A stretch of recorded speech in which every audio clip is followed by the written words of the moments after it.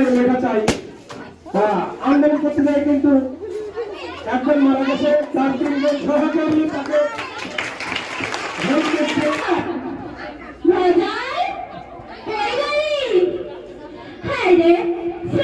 মানুষ করে আর কাম হইল না, সব কটা এদিকে ঘুরবো আর ওদিকে ঘুরবো, যত কাম আমারে করে মরতে হইব। জামা কাপড়ও ভালো না, টিনগুলাও হয়ে গেছে ফুটো ফুটো, পানি পড়ে, ঠিক করে রইতে সইতেও পারি না ঘরে। কি যে করবো? এই দুঃখের দিনে তো আমার একটাই আশা, সে হলো আমার সাইদ, আবু সাইদ। সে নাকি ওই যে কি জানি বলে, আমি মুখ্য সূক্ষ্ম মানুষ অত শত বুঝি না বাপু।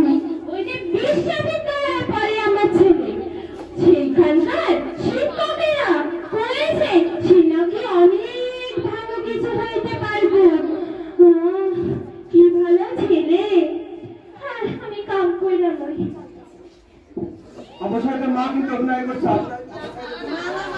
এখন বাবা অভিনয় করছে, মা অভিনয় করছে, বিভিন্ন রকম।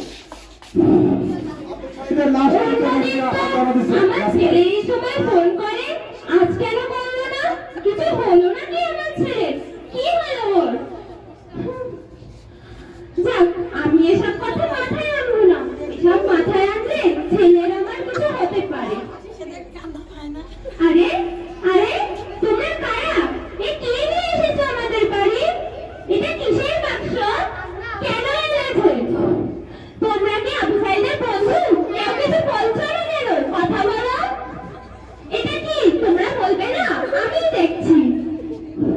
আমার